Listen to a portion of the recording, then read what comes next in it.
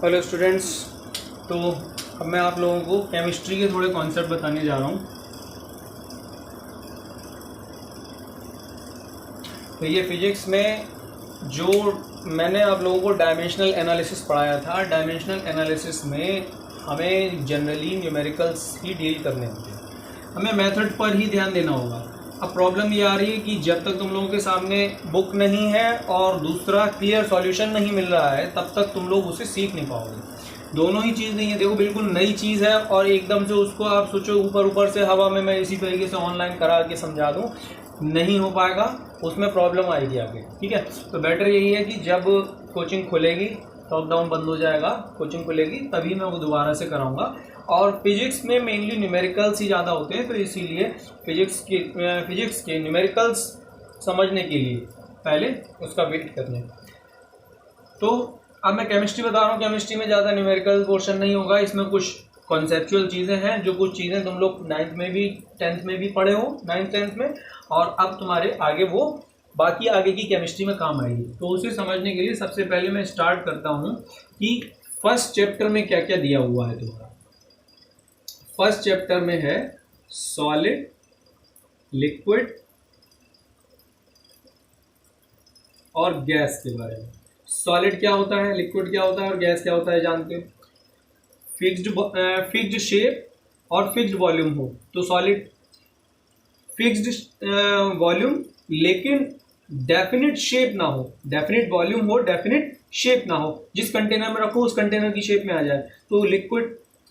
और अगर ना तो वॉल्यूम डेफिनेट हो और ना ही शेप डेफिनेट हो, जिस कंटेनर में रखो उस कंटेनर की पूरी जगह घेर ले, और जिस शेप के कंटेनर में रखो उसकी शेप भी घेर ले, तो ना तो शेप फिक्स हो ना ही वॉल्यूम फिक्स हो, तो वो गैस।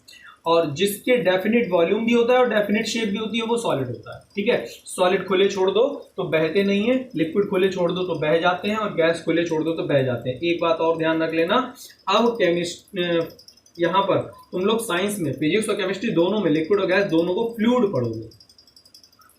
ठीक है, फ्लूइड मैकेनिक्स नाम से आगे चैप्टर आएगा भी, तो फ्लूइड के नाम से लिक्विड और गैस को जाना जाएगा, इतना याद रखना। ठीक है, सॉलिड, लिक्विड, गैस में तुम लोगों ने एटम्स के बारे में पढ़ा होगा। ठीक है, कोई भी सब्सटेंस जो बना हुआ है वो एटम्स का बना हुआ है। ये एटम्स इतने ज्यादा छोटे होते हैं, they are not further divisible. Dalton ने कहा था, लेकिन ये बाद में थ्योरी गलत हो गई, क्योंकि एटम से इलेक्ट्रॉन निकल जाते हैं तो ये डिविजिबल तो हैं, तो एटम्स आर फर्दर डिविजिबल। अब इन एटम्स की कैटेगराइजेशन में तुमने पढ़े थे, एक पीरियोडिक टेबल पिछले साल पूरी पढ़ के आए हो। पीरियोडिक टेबल में यहाँ पर 2 ग्रुप थे, यहाँ 6 ग्रुप थे, बीच में यहाँ 10 ग्रुप थे, इस तरीके से बटे हुए। और पीरियोडिक टेबल में ये सब हर अलग अलग एक कॉलम में एक एक सिंबल लिखा हुआ था, वो अलग अलग सिंबल हर अलग टाइप के एटम का था। अब तक 118, ये नीचे तक के सारा कॉर्नर यहाँ तक का पूरा भरा हुआ है, 118 एलिमेंट्स डिस्कवर हो चुके हैं, और उन सभी एलिमेंट्स की कैरेक्टरिस्टिक्स और प्रॉपर्टीज में मोस्ट ऑफ द एलिमेंट्स की प्रॉपर्टीज एनालाइज हो चुकी हैं। यहाँ नीचे के कुछ एलिमेंट्स ऐसे हैं जिनकी कैरेक्टरिस्टिक अभी क्लियरली पता नहीं है। ऐसे यहाँ नीचे जो एलिमेंट्स हैं उनमें भी कुछ एलिमेंट्स ऐसे हैं, नीचे पीरियोडिक टेबल के नीचे 1-2 रो इधर भी हैं, इन्हें लेंथेनॉइड एक्टिनॉइड बोला जाता है, वो भी क्लियरली पता नहीं है। तो ये सभी एटम्स हैं। एटम्स को जनरली सबसे पहले याद रखना कि तुम्हें याद करना है 2 टाइप के एटम्स, मेटल्स और नॉन मेटल्स। कहाँ से हैं? एक लैडर हर पीरियोडिक टेबल में यहाँ पे बनी हुई होती है इस तरीके से, उस लैडर पर भी एलिमेंट्स होते हैं। ठीक है, वो लैडर पर जो एलिमेंट्स होते हैं उन लैडर के एलिमेंट्स को कहा जाता है मेटलॉइड्स। वो एलिमेंट्स होते हैं मेटलॉइड्स या सेमी मेटल्स। उनमें मेटल्स की और नॉन मेटल्स की दोनों की प्रॉपर्टी होती है, लेकिन उस लैडर से नीचे के जो एलिमेंट्स होते हैं वो सब मेटल होते हैं। उस लैडर के लेफ्ट साइड के सारे एलिमेंट्स मेटल और उस लैडर के ऊपर के सारे एलिमेंट्स नॉन मेटल होते हैं। सिर्फ एक इधर साइड में जो हाइड्रोजन दिया है, ये इधर तो है लेकिन ये है उधर ही, नॉन मेटल टाइप का एलिमेंट है। ठीक है, अगली चीज कि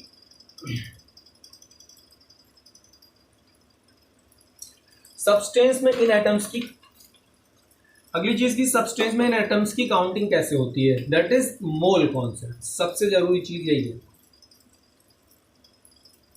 फिजिक्स में उस दिन स्टार्टिंग में पढ़ा भी था तुम लोगों ने कि अमाउंट ऑफ सब्सटेंस को नापने के लिए हमने यूनिट बनाई है, फिजिकल यूनिट, मोल।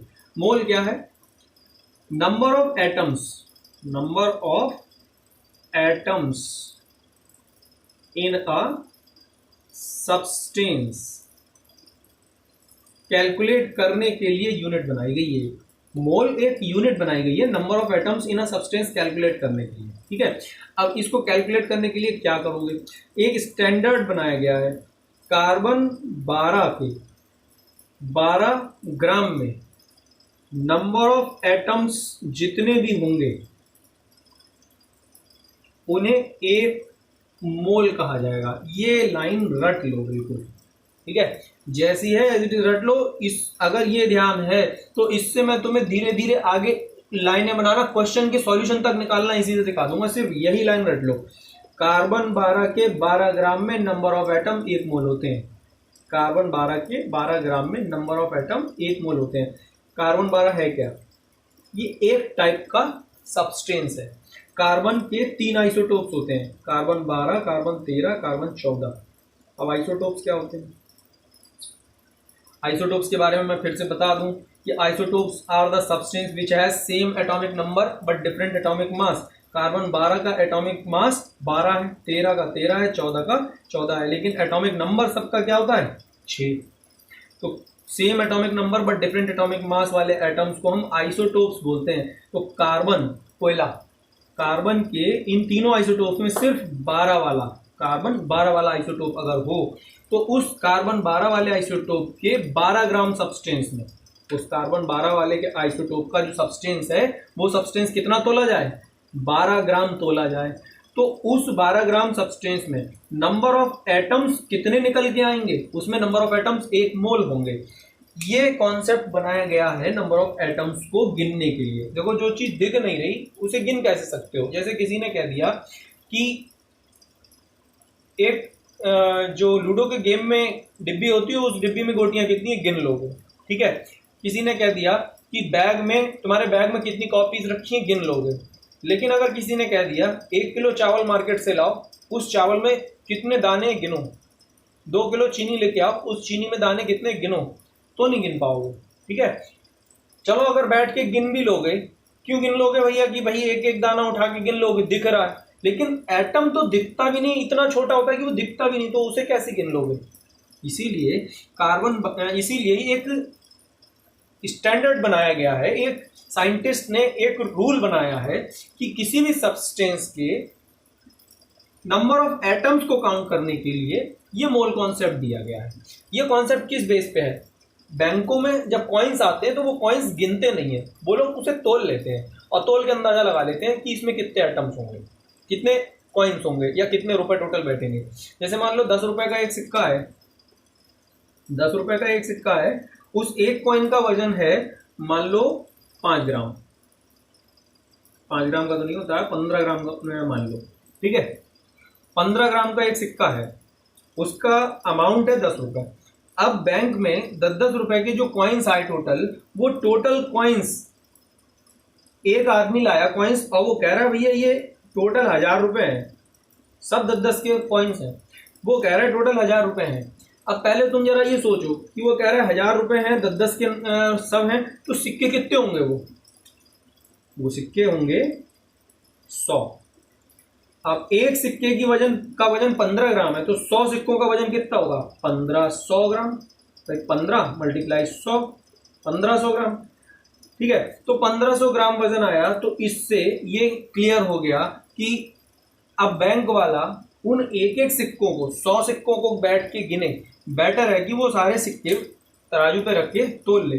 जैसे ही 1500 ग्राम वजन आ जाए, समझ जाए कि भैया जो कह रहा है ये सही कह रहा है, सिक्के इतने ही है। अगर 1500 से ज्यादा आएगा तो वो समझ जाएगा कि भैया सिक्के थोड़े बहुत ज्यादा हैं, और 1500 से कम आएगा तो वो समझ जाएगा कि सिक्के कम है। तो इस तरीके से कॉइन्स को आसानी से तोलने का तरीका, आसानी से कैलकुलेट करने का तरीका ये है, बशर्ते कॉइन सब 10 के ही हो। पता चले 10 का कॉइन है, 15 ग्राम का वजन है, लेकिन उसमें कुछ कॉइन्स 1 रुपए 2 रुपए वाले भी मिक्स कर दिए, ठीक है, तो उससे कैलकुलेशन ठीक नहीं हो पाएगा। पहले सब कॉइन्स चेक कर लो, सब 10-10 के ही है, फटाफट देख देख के, उसके बाद थोड़ा एक साथ उन्हें गिनने के लिए ये वाला मेथड इजी है, ठीक है। एक और तरीका है कागज के, एक मतलब इसी मेथड का एक और यूज है कागज के काउंटिंग करने के लिए कि कितने कागज हैं या कितने A4 शीट्स हैं, किसी ने कहा कि भाई 2000 A4 शीट दे दो, ठीक है। अब 2000 बैठ के कौन गिनेगा? तो इसका सबसे बेटर तरीका ये होता है कि भैया 20 A4 शीट निकालो और उनका वजन निकालो कितना हुआ। 20 A4 शीट का वजन निकाला तो जैसे मान लो वजन आया 5 ग्राम, तो 20 A4 शीट का वजन 5 ग्राम है, तो एक A4 शीट का वजन कितना होगा? 5/20। तो 2000 A4 शीट का कितना होगा? 5/20 मल्टीप्लाई 2000, 0 0 2 100, मतलब 500 ग्राम। 500 ग्राम A4 शीट उसे पकड़ाया, कह दो भैया ये 2000 A4 शीट है, ठीक है। तो इस तरीके से हम कैलकुलेट करके निकाल सकते हैं नंबर ऑफ एटम्स, ठीक है। इसी मेथड से क्या करो कि भैया एटम एक एक तो नहीं गिन सकते, लेकिन हमें इतना मालूम है, साइंटिस्ट ने ये हमें बता रखा है कि जैसे ही तुम कार्बन 12 के 12 ग्राम वजन को इकट्ठा करोगे तो कितने एटम चले जाएंगे? 1 मोल चले जाएंगे। किसी ने कहा भैया हमें 10 मोल एटम चाहिए, तो 1 मोल 12 ग्राम में मिल गया, तो 10 मोल कितने में मिल जाएंगे? 120 ग्राम में।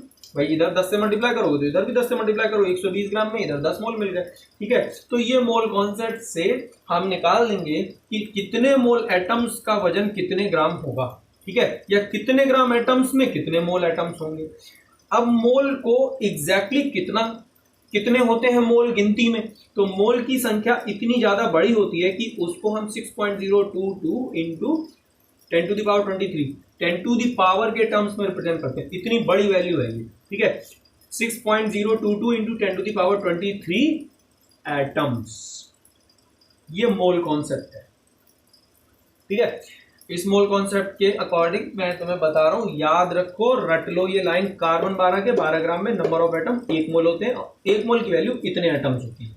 इतनी वैल्यू याद रखोगे तो हर तरीके का क्वेश्चन न्यूमेरिकल कर लोगे बहुत इजीली, ठीक है। सिर्फ यही कॉन्सेप्ट इसमें जल्दी न्यूमेरिकल्स में यूज होता है। केमिस्ट्री में सबसे ज्यादा न्यूमेरिकल जो होते हैं वो इसी तरीके के कॉन्सेप्ट पे बेस्ड होते हैं, बाकी कोई भी न्यूमेरिकल पोर्शन केमिस्ट्री में नहीं है। यही लाइन रटनी है, कार्बन 12 के 12 ग्राम में नंबर ऑफ एटम्स 1 मोल होते हैं, ठीक है।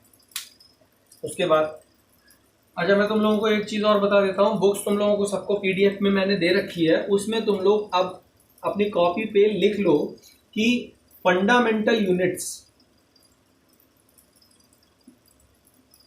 जो मैंने फिजिक्स में बताई थी वो तुम्हें केमिस्ट्री में भी पढ़नी है, और उन फंडामेंटल यूनिट्स में 1 मीटर, 1 किलोग्राम, 1 सेकेंड और 1 कैंडला, 1 एम्पियर, 1 केल्विन, 1 मोल, इन सब की तुम्हें डेफिनेशन रटनी है, याद करनी है, क्योंकि पेपर में ये पूछी जाती है, किसी ना किसी एक की पूछ लेगा। 1 मोल की तो अभी रटा दी, कार्बन 12 के 12 ग्राम में नंबर ऑफ एटम्स की संख्या जितनी होती है वो 1 मोल कहलाती है।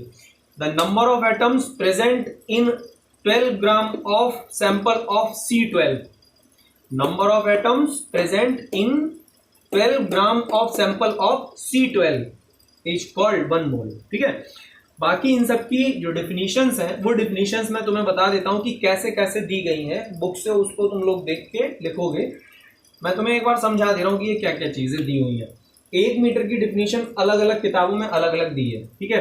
कुछ जगहों पर 1 मीटर की डेफिनेशन दी हुई है। देखो एक यूनिवर्सिटी है, उस यूनिवर्सिटी ने अलग अलग कंट्रीज को अपनी यूनिट्स इक्वल करने के लिए एक ट्रीटी पे साइन करवा लिया है, ठीक है। इसके बारे में तुम लोगों ने पहले हिस्ट्री में पढ़ा ही था कि हर कंट्री में एक प्रॉब्लम चल रही थी कि किसी भी चीज को मेजर करने के लिए किसी एक कंट्री में कोई और यूनिट चलती थी, दूसरे कंट्री में कोई और चलती थी। जैसे नेपोलियन का तुमने जो हिस्ट्री पढ़ी है नेपोलियन की, उसमें उसने क्या किया था, डिस्टेंस की सारी यूनिट्स को इक्वल किया था, सबको एलए बना दिया था और सबकी एलए की लेंथ भी बराबर कर दी थी।